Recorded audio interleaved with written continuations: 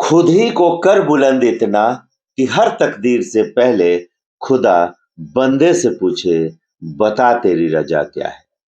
यह शेर बिल्कुल फिट बैठता है मरहौरा की दिव्यांग शिक्षिका स्वीटी कुमारी पर, जिन्होंने अपनी दिव्यांगता को कभी अपनी राह में बाधा नहीं बनने दिया।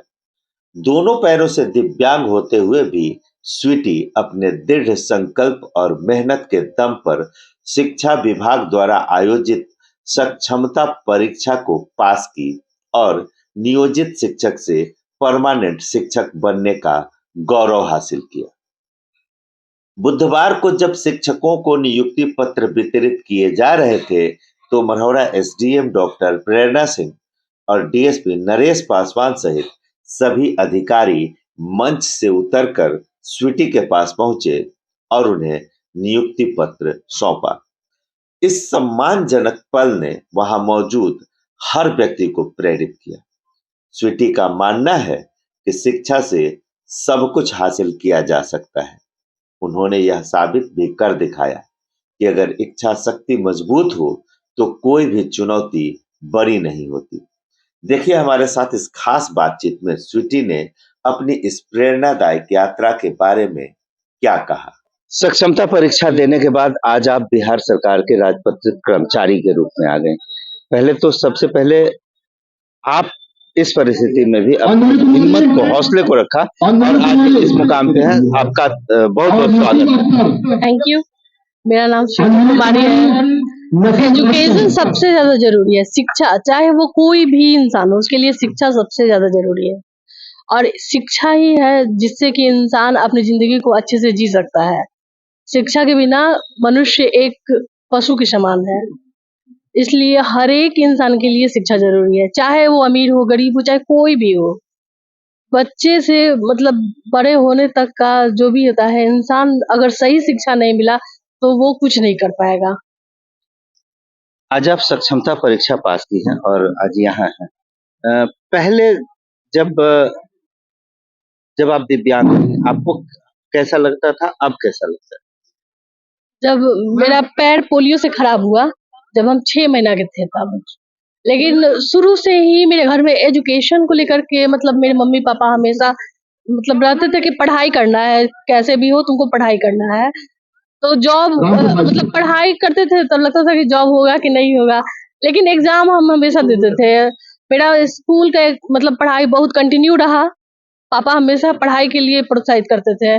तो 10th तक का भी हम मतलब गवर्नमेंट स्कूल से पढ़ाई किए, फिर 12 छपरा से ही किए, ग्रेजुएशन जेपीयू यूनिवर्सिटी से किए, पीजी भी किए और उसके बाद बीएड किए, फिर सीटेट एग्जाम देकर छठा चरण में मेरा शिक्षक नियोजन का हुआ और उसके बाद फिर स्कूल मिला 2022 में।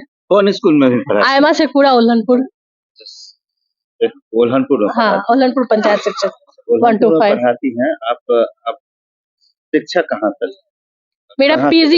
मेरा पीजी मैंने किया है, बीएड किया है, सीटेट क्वालिफाइड किया है और तब 1 to 5 में मेरा प्राइमरी में हुआ है। क्या डिटोरिएशन आ गया कि अब सरकारी स्कूल में लोगों को लगता है कि नहीं, इसमें पढ़ने वाला कुछ नहीं कर सकता, और क्या अब माहौल बदलेगा? जरूर बदलेगा। इसलिए बदलेगा क्योंकि देखिए, हम लोग कंपटीशन दे करके आए हैं और बच्चा दिव्यांग हो, चाहे मैं तो यही कहती हूँ, चाहे वो दिव्यांग हो, चाहे वो सक्षम हो शरीर से, एजुकेशन सबके लिए है। मतलब एजुकेशन के बिना व्यक्ति दिव्यांग है, अगर एजुकेशन है बिल्कुल तो दिव्यांग कोई नहीं। अगर चूंकि वो दिव्यांग है, वो मेंटल दिव्यांग नहीं है, वो पैर फिजिकल दिव्यांग है। उसे मानसिक नॉलेज है कि हाँ मुझे शिक्षा अधिकार है, हर एक बच्चे का अधिकार है और ये अधिकार से उन्हें वाकिफ कराना पड़ेगा। पेरेंट्स को समझाना पड़ेगा कि अपने बच्चे को भेजिए स्कूल। बच्चे टाइम टू टाइम स्कूल आएंगे, एजुकेशन लेंगे, तभी वो दुनिया में कुछ कर पाएंगे, वरना वो मतलब पूरे मतलब क्या कर पाएंगे, कुछ नहीं कर पाएंगे। बिना एजुकेशन के कुछ भी संभव नहीं है। तो मैं तो यही की अगर पूंजी है तो सिर्फ शिक्षा, एजुकेशन के बिना इंसान अमीर होके भी कुछ नहीं कर सकता है, उसको कुछ नहीं मिलेगा। आप अमीर हो सकते हैं लेकिन शिक्षित आपको बचपन से ही मतलब कहा जा सकता है कि आप जवानी में अमीर हो सकते हैं, लेकिन शिक्षित होने के लिए आपको बचपन से ही प्रयास करना पड़ेगा। एजुकेशन जिसके पास है वो समझिए कि अपने शिक्षा के बल पे वो हर राइट जानता है। सभी राइट्स को जानता है। वो नहीं जानेगा, अगर वो शिक्षा नहीं रहेगा तो कहाँ जानेगा अपने, मतलब कुछ भी मौलिक अधिकार के बारे में उसको नहीं पता रहेगा, उसका अधिकार क्या है। आज अधिकतर दिव्यांग है जिन्हें अपना अधिकार ही नहीं पता है और उन्हें बिल्कुल मिल भी नहीं रहा है अधिकार। मेरी यही इच्छा है कि चाहे वो कोई भी लड़का हो लड़की हो, अगर वो दिव्यांग है उसे एजुकेशन मिलना चाहिए, एनी एट कॉस्ट उसको मिलना ही चाहिए। तो ये थी हमारे साथ स्वीटी जी, जो अपनी अक्षमता को सक्षमता के बदौलत आज अपने को इतना सक्षम बना चुकी हैं कि आज इनको नियुक्ति पत्र देने के लिए सारे अधिकारियों को इनके पास तक आना पड़ा। अगर आप पे भी कोई फिजिकल डिसेबिलिटी है तो आप स्वीटी जी से जरूर शिक्षा लीजिए। और आप ये समझिए कि फिजिकल चैलेंज बच्चे हैं, उनके लिए भगवान कोई ना कोई अलग रास्ता बनाता है, बस आप उस रास्ते को पहचान लीजिए। बहुत बहुत धन्यवाद।